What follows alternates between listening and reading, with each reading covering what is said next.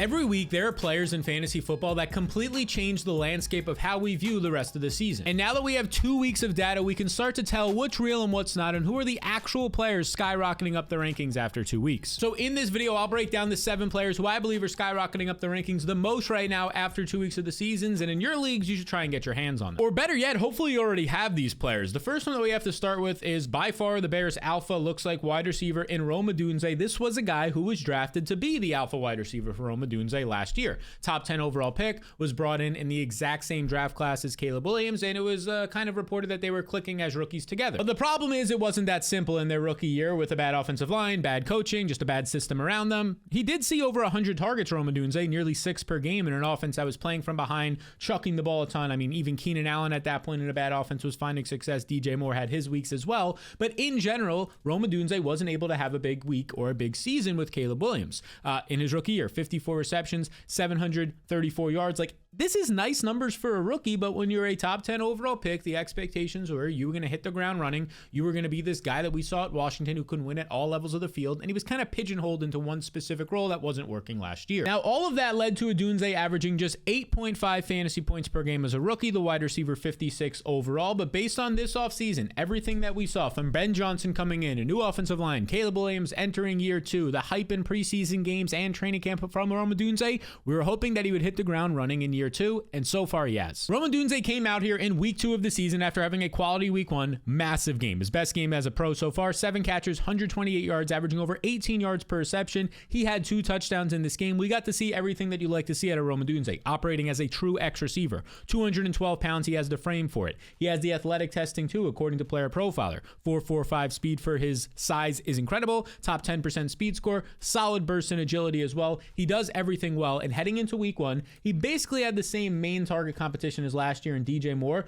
but Keenan Allen was gone, being replaced by Olmedid Zaccheaus and Luther Burton, a second-round rookie who hasn't played much. That is a downgrade, and so far we've seen that because the target shares through this point in the season right now, 34% target share is what we just saw in week 2 for Rome Odunze. He's pushing towards a 30% target share through 2 games in this offense. And don't get me wrong, if you're watching this offense, it seems like every other play, Caleb Williams, whether he should be or not, is leaving the pocket and scrambling to one sideline and having to make an off-balance throw. But a lot of those throws right now, when they are being completed, they're going to Rome Odunze for some big gains, as Odunze, whether it's on scramble plays, design plays, is getting you there. He played 100% of the snaps, ran 100% of the routes this past week. DJ Moore is still out there, right? He's still seeing a 19% target share, just not seeing those explosive plays as often downfield, not seeing as many targets because as of right now, it is all Rome Odunze.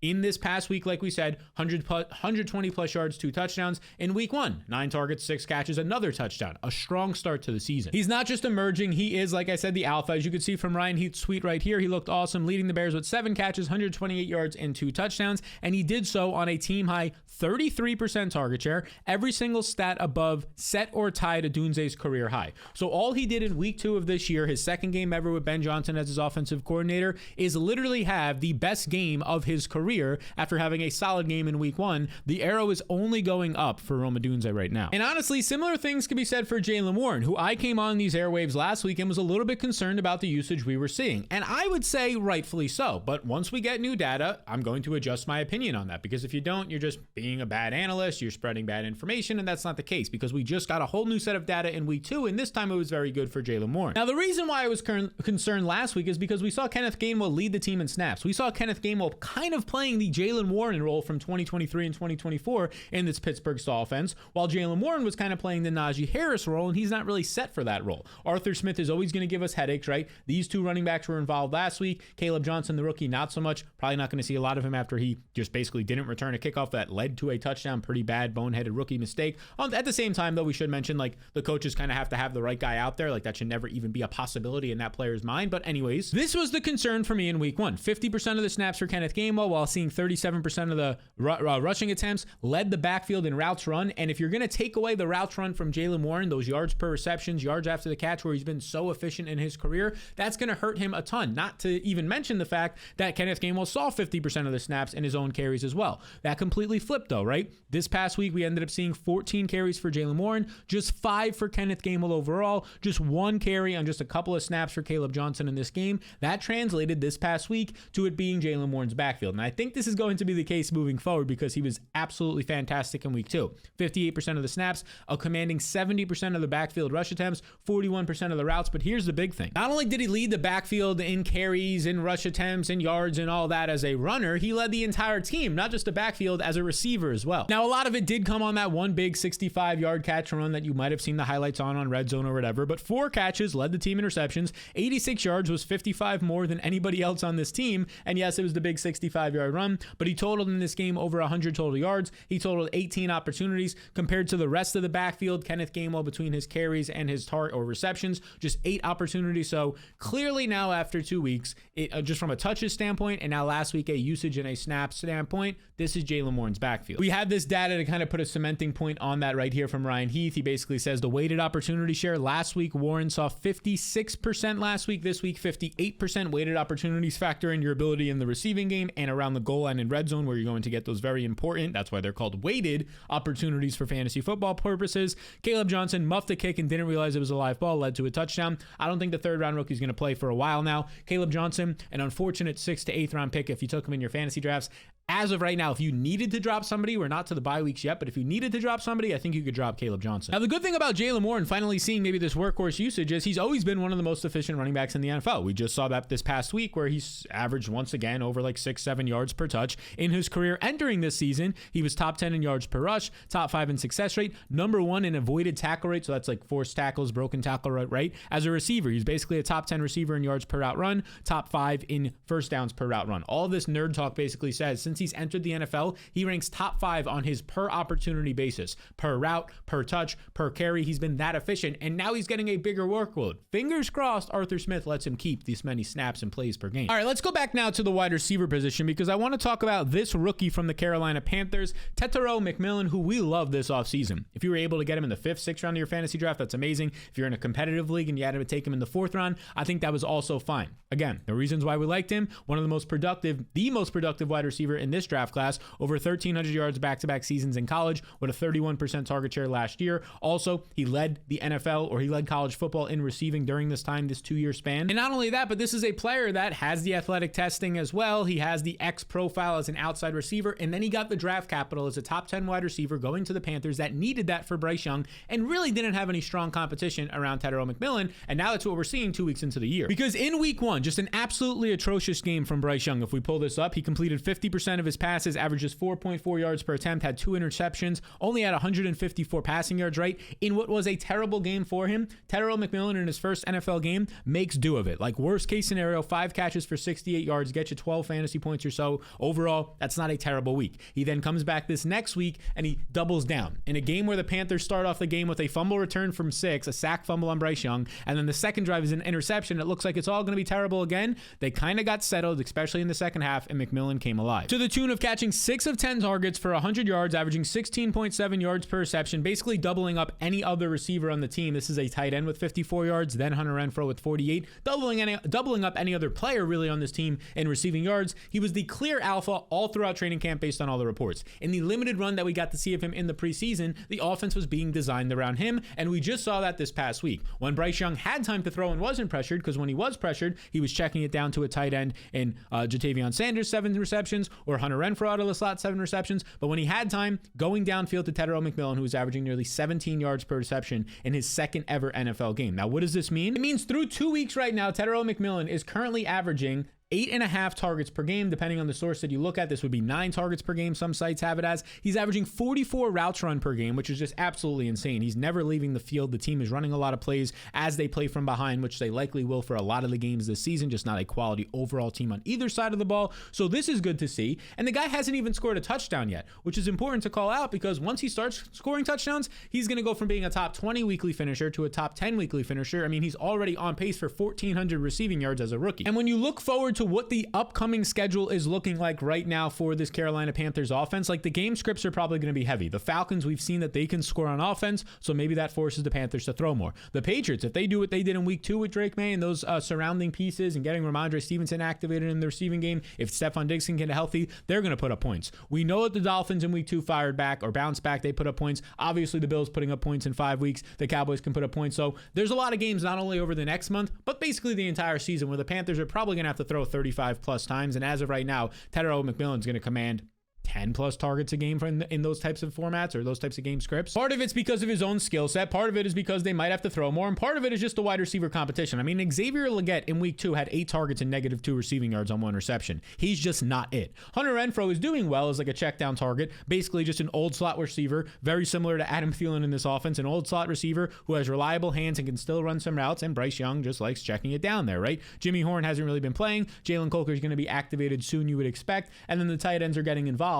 It's basically the only downfield option in this offense right now, Tyrell McMillan, and that's something that you want to bet on moving forward. Now, if you want to see where Tyrell McMillan ranks in my top 50 overall rankings for week 3 this week, because he's in there, you can check it out completely free with the link in the description below, or you can just head to fantasyrankingsfree.com. You know the drill. That takes you to this page. You enter your email. I send you the top 50 overall rankings. Be sure to check your spam. Now, if you do want my top 150 overall rankings, waiver wire tiers with fab budget requirements as well, or recommendations, game-by-game matchup notes for every single fantasy relevant player, and a whole lot more, that's why I built the Fantasy Blueprint. It's what I use in all my leagues, and over 10,000 people are currently using in theirs. As always, you can check it out with the link in the description below. It takes you to this page, or you can just type in jointheblueprint.com. There's a ton of tools that are going to be in there as well. You get access to Ask Me Questions one-on-one in there. You can see all the other reviews and recommendations from people. Again, there's over 10,000 people who currently have access. You can check it out right now, jointheblueprint.com. It will give you the tools that will help you every single week of the year from this week, week 3, all the way to championship week and into next season. Again, that is jointheblueprint.com, or you could click the link in the description below to try and smack around your friends in fantasy this year with the tools that'll help you do so. Next up, we got to talk about a quarterback who's skyrocketing up the rankings, because last season, Drake May, the Patriots, he was a rookie quarterback. He came in not starting the season off as the starter, put into the worst possible situation.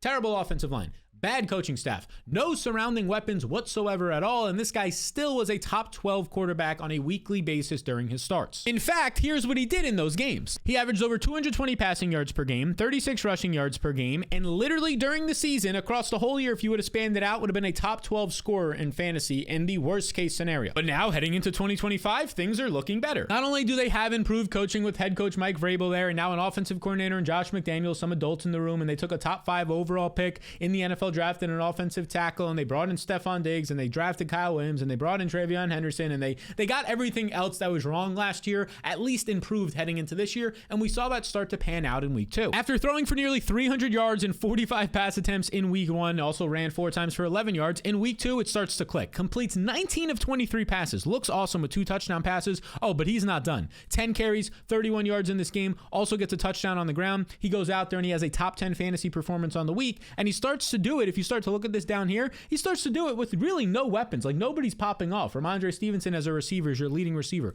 Austin Hooper, who's like a depth tight end at this point, is your second leading receiver. He was doing it with his legs, and really just the system around him allowed him to complete the easy passes, get some yards after the catch, move the ball downfield to the red zone, toss 2 touchdown passes. The thing that is a little bit encouraging is the offensive line from week 1 to week 2 seemed to gel a little bit better. Obviously, the coaching staff knows how to call plays compared to last year, and Stephon Diggs is playing a little bit more each week as he recovers from an ACL. If he can keep doing that, that's going to be a big key to unlocking this offense even more. This is a pretty important tweet from Ryan Heath here. He said, after totaling only 4 rush attempts, 1 designed in week 1, Drake May ran 10 times for 31 yards and a touchdown in week 2. May's 137 passer rating was a career best. This Dolphins defense is something. Yeah, the Dolphins defense is bad, so he's coming off of a career best game in terms of passer rating. He's getting more design runs, which is what we called for this offseason heading into this year. Mobility is going to unlock you as a quarterback. Having a big arm and also being accurate like he was in week 2, that's going to unlock another tier. I think rest of season Drake May is easily a top 12 quarterback, probably pushing towards the top 10 and becoming close to a must start in fantasy formats. And if we look forward at some of these upcoming matchups, there's probably going to be some situations that they're going to get to throw the ball. Maybe this week against the Steelers, definitely against the Panthers will be a nice matchup. Against the Bills is going to be a spot where they're going to have to play to keep up. So some nice upcoming potential weeks for Drake May, who as always can get bailed out by his legs. The next man up, and maybe one of my favorite, if not favorite player in this video that we're going to talk about, is Jauan Jennings, because it feels like all of the fantasy community just forgot about this guy out of nowhere. Again, last season, due to injuries to Brandon Ayuk, Deebo Samuel injuries, and him struggling, Jauan Jennings had to come out here and he had to put on a show and become a top 25 wide receiver, despite not even really being a starter for the first half of the season, dealing with his own injuries as well. This guy went out there, he put up nearly 1,000 receiving yards on 77 receptions last year, basically in the second half of the season, in some games without Brock Purdy, in some bad weather games. Jauan Jennings, every single week in fantasy football, seemed like a stud that had to be in in your lineups. But then we fast forward to this offseason. He has a calf issue. He has contract situations. He ended up getting banged up in week 1. Heading into week 2, his status was questionable, and everybody just forgot about all the upside in one Juwan Jennings. Then you factor in Brock Purdy being out, and nobody wanted to play Juwan Jennings in week 2. They saw the Ricky Pearsall breakout in week 1. He was a game time decision in week 2. He was sat in a lot of leagues. I sat him in one of my 2 leagues that I have him in as well. And it just shows that, look, all of that steam, all of that heat, all of the hype that was coming at the end of 2024 basically vanished. But in my opinion, it's all back. Because we got to see Juwan Jennings go out there, lead the team with 5 catches, 89 yards, and a big game-winning, basically, or at least game-tilting touchdown late in that game. We got to see Mac Jones, even if Brock Purdy has to miss 1 to 2 to 3 more weeks, complete 26 of 29 passes, 66% of his passes, 3 touchdowns, average over an NFL. The NFL averages 7 yards per attempt. He averaged 7.2, 279 passing yards in this game. He looked fine. Mac Jones looked fine, if not really good in the second half of that game. You combine that together with Juwan Jennings likely going to be at least a chain mover number 1 receiver. We got to see him get unleashed downfield on that big 40-plus yard touchdown reception as well. And in week 2, this was a guy who went out there. He ran 39 routes in that game. He did not have as many routes run as Ricky Pearsall, who had 1 more, but he saw 9 targets in this game. And actually, if we go to Fantasy Life here and we put the percentages on, a 25% target share led this team.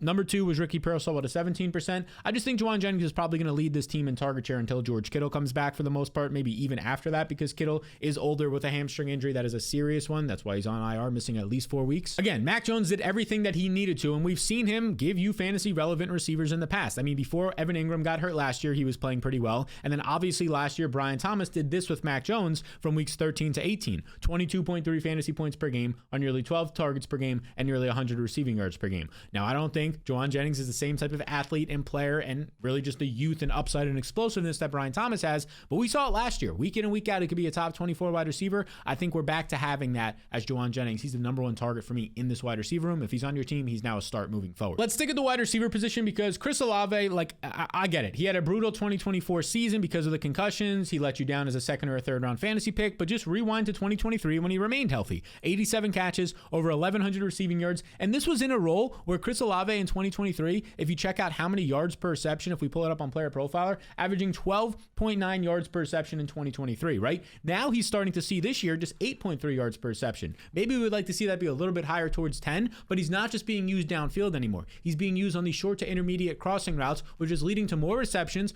more targets, and just easier completions for Spencer Rattler to Olave, and PPR formats will take that. Because so far this season, through 2 games, this offense is running the 2nd most plays in the league behind only the Browns from a passing standpoint. 41.5 routes run per game for Olave leads the team. It's top 5 in the NFL. He's out there every play running so many routes. That's why he's averaging through 2 weeks 11.5 targets per game. That's also top 5 in the NFL right now. That 11.5 targets per game is translating to nearly a 30% target share for Chris Olave. We'll take this. Sure, he hasn't found the end zone yet. He's going to start to find the end zone if he keeps seeing 11 targets per game and your team is actually moving the ball. It looks like right now the Cowboys offense is missing Kellen Moore on offense, or the Eagles offense, I should say, is missing Kellen Moore, and maybe even the Cowboys, right, if we go back enough in time. But they're missing Kellen Moore because Kellen Moore came into this offense. He said, I see what I have here. I have Spencer Rattler at quarterback, right? And I have a couple of weapons, Rashid Shaheed, Alvin Kamara, Juwan Johnson, Chris Olave. How can I get them the ball easier? How can I make things easy for my quarterback, Spencer Rattler? That's what the good offensive coordinators and coaches do. That's what he's doing. He's giving them short, easy to complete targets, check downs to the running back, crossing routes to Rashid Shaheed, who can use his speed. Same thing for Olave. And when they have to go downfield, they will here and there to a big body in the end zone like Juwan Jennings and so far, Juwan Johnson. And so far, it's working out through 2 games. Spencer Rattler has shown you enough competence to say, yeah, I can be a quarterback in this league right now that you can rely on, right? He's completing 65% of his passes now that an offense is designed around him, as opposed to last year where he had to come in out of nowhere and complete 57% of his passes. So at this point, back-to-back games of just 54 receiving yards without a touchdown doesn't feel great, but when you're getting 6 or 7 receptions in a half PPR and PPR format, that's completely fine. The touchdowns for Olave will follow, especially when you look at the upcoming schedule. The Seahawks, I expect there to be points there. The Bills, definitely going to play from behind. The Giants, we've seen that you could attack their secondary. Just look at Dallas this past week, right? Matchups against the Bears upcoming, you could attack them. The Saints upcoming, you could attack them. So if we just keep getting these same types of concepts and game plans out of Kellen Moore, where they're running a ton of plays, getting the ball out quick, I actually do like Chris Olave to probably keep averaging 5, 6, maybe 7 catches per game moving forward, and eventually he'll find the end zone. Now, before we get into the next player who's skyrocketing up the fantasy rankings, I don't know if you know this, but football is back, and so is your chance to cash in like never before. With my partners, DraftKings Pick 6, the official daily fantasy sports partner of the NFL, and your game day instincts can help you score real money fast. So now here's what you need to know. Just pick more or less on 2 or more player stats from breakout rookies to elite quarterbacks and unlock the upside every snap brings. And the better your calls, the bigger the payouts. Look, there's no gimmicks, no convoluted rules. It's just you, your reads, and your shot at big returns. Now, here's the kickoff bonus. New DraftKings customers get $50 in bonus picks with just a $5 entry on your first pick set. So all that's left for you to do is download the DraftKings Pick 6 app now and use code SAL, make the right call, and ride the upside. In partnership with DraftKings Pick 6, the crown is yours. All right, let's talk about the tight end page now, because Tucker Kraft in a lot of drafts usually fell to like the later rounds, maybe around 7, 8. I got him in one league in round 10. So in many ways, he was kind of a forgotten player in fantasy football. Now in your sicko leagues, you listen to your podcast, you know that he was kind of a trendy name, but he still went in the later rounds. And so far, he's making people pay for this. On Thursday Night Football, after Jayden Reed left the game, 6 catches, 124 yards, and a touchdown. Easily a career best day for Tucker Kraft in this game. He goes out, he leads the team with 7 targets, was clearly Jordan Love's favorite target, at least in this game. And honestly, so far through 2 games on the season, he has been that favorite target. You can see right here, now this is amongst the tight ends, but he's leading the team with a 21% target share. He's running 81% of the routes. Just as kind of like a rule of thought, or a thought here, a principle you can say, 81% of the routes for a tight end is in the elite tier. Probably only 10 guys, if that, will do that in the NFL this year, 81% of the routes over the course of a whole season. So this means he's very much in line to continue to see 6 to 8 plus targets per game, especially when the Packers maybe get into some shootouts where Love has to throw 30 to 35 plus times. Now, as I touched on earlier, Jayden Reed did have a fractured clavicle. He's going to miss at least 6 to 8 weeks, maybe 6 to 7 is what SportsMD Analysis over on Twitter says. So that means that basically the next month to month and a half, Jayden Reed's out of the lineup. Based on last year and kind of the year before, Jayden Reed was a number 1 receiver on this team. Heading into this year, in week 1, even on a limited basis because of his foot, it looked like he was going to be the number 1 wide receiver once again, but now he's gone. So some players on the offense are going to have to step up. Maybe it opens the door for first-round rookie Matthew Golden, who hasn't done much in the first 2 weeks. Romeo Dobbs and Dontavian Wicks, I think, take the biggest immediate bump, but also Tucker Kraft, who's already running 80% of the routes, just came off of a team-high 7 targets. I think he's going to be involved. Very much so involved on third downs, definitely in the red zone, and he's just always out there at this point. So Tucker Kraft probably gets the biggest bump from just like a security standpoint, like a floor of having 6 targets per week with Jayden Reed out. And obviously you saw the ceiling of what he can do after the catch, the yards after the catch ability, his red zone ability, his ability to break tackles. You saw all that on Thursday Night Football when he had the blow up 20 plus point game. Now this is a locked in playmaker in my opinion. Now I will say, like, if somebody thinks that Tucker Kraft is like a top 3 tight end in fantasy football, go ahead and try sell high on him if you can. Like right now, I probably want Brock Bowers, Trey McBride, Tyler Warren, definitely over Tucker Kraft. When George Kittle comes back, we'll see what happens there. But Tucker Kraft is then getting into that top 5 list just because the offense is that good, and now he's proven that he's that good, and there's not many other competition pieces around him. But if somebody wants to overpay, yeah, sure, I'll sell high on Tucker Kraft, and maybe you're in a spot where you have Trey McBride and Tucker Kraft. The next guy I want to hit on is Ramondre Stevenson, and honestly, this guy is not a sell for me, unless somebody's going to overpay, of course. But so far, through 2 weeks of the season, we've seen that Ramondre Stevenson has been able to hold off easily the rookie Travion Henderson. This past week, 11 carries for Stevenson, just 3 for the rookie, 5 for Antonio Gibson. So Travion Henderson was actually operating, at least in this game, as the RB3 on the team, while Stevenson played 65% of the snaps. Henderson played 29%, but only 14% of the rush attempts, and Gibson played 18% and had more rush attempts, 24%, than Travion Henderson in this game. So what does this all mean? Well, it means that Ramondre Stevenson is still the clear-cut workhorse back, which makes kind of sense when you think about this. They were saying this in the offseason. He was saying he was in the best shape of his life based on how he came into camp. He definitely looked at visually, right? Mike Vrabel was saying good things about Ramondre all offseason. He's still under a pretty hefty contract, so not only did he have 5 yards per carry in this game on 11 attempts, he also led the team with 5 catches, 88 yards. He had that big play that was a broken 55-yard reception as well, so had overall in this game over 100 total yards easily. We'll see what happens moving forward. I'm not completely out on Travion Henderson, but if you did take him in the 4th round of your fantasy drafts, that doesn't look good right now. If somebody's trying to buy low on him, I'm probably trying to buy low. I'm the guy coming over to you and being like, hey, I'll give you this guy I took in like the 8th to 10th round for Travion Henderson, because I do believe, especially by the time the bye week comes up, he's going to be the guy at least who's getting 12, 15 plus touches. Ramondre could still be involved, but that was always the expectation. Next up, we got to talk about Quinshon Judkins. He's rising up the rankings because he actually signed his contract. He actually got on the field. They said he was only going to play 10 to 15 snaps, but then he ends up going out there and he plays more than that. He sees 10 carries alone in this game, averages 6.1 yards per attempt, 61 total yards. He then adds in 3 targets as well. He catches all of them for 10 yards. These were all on early downs though, so it's not like he was playing like the third downs or long down in distances, right? The problem for this backfield, we don't know how good this offense is really going to be. It's not that good. good. Once Joe Flacco sits and either Dylan Gabriel or Shedeur Sanders takes over, still going to be pretty bad. And at least right now, there's still 3 running backs involved. Jerome Ford still played 49% of the snaps, although I wouldn't be shocked if that starts to go down. Dylan Sampson, the 4th-round rookie, 25%. Judkins only 25% of the snaps, but despite only playing 25% of the snaps, still saw 13 touches in this game. I think Judkins is the guy moving forward on early downs. I think most weeks he'll probably have a performance like today, where he sees 12 to 15 touches. The problem is 1 to 2 other running backs are involved and a not good offense that can completely fall off the rails if Joe Flacco is benched. So the way that it looks right now, I actually think even though he's trending up the rankings, that if somebody is going to give you something valuable for Judkins rest of season, I'd probably take it, because even if he has a nice week these next 2 to 3 weeks, like what happens in week 6 if Joe Flacco is benched and this offense just isn't moving the ball? It starts to look like Nick Chubb in this offense last year. 13 carry games for 50 scoreless yards at best. Now, we do have to talk about Javonte Williams, because he was already skyrocketing up the rankings after last week, scoring 2 touchdowns in the season opener, and it's just continuing right now, because this past week, he also looked good. I came on these airwaves last week and said, well, the guy, sure, he got a lot of touches, but he wasn't efficient. He was same old Javonte.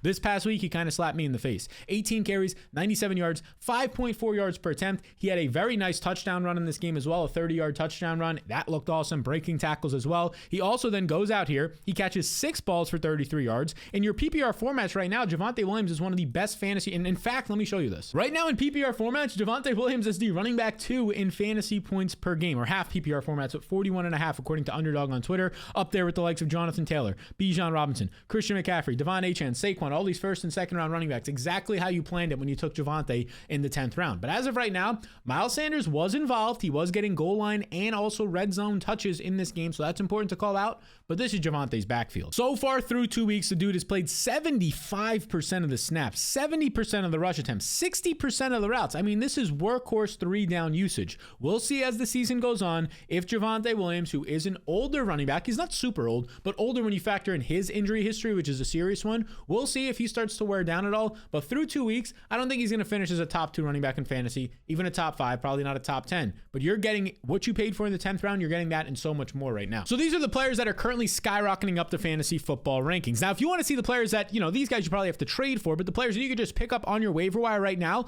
we can check out this video right here. This is the 10 players that I believe you need to go add. They're must-add players that are currently on the waiver wire across all positions. Check out that video. There's probably still some guys available in your league. I think it's going to help you out a ton.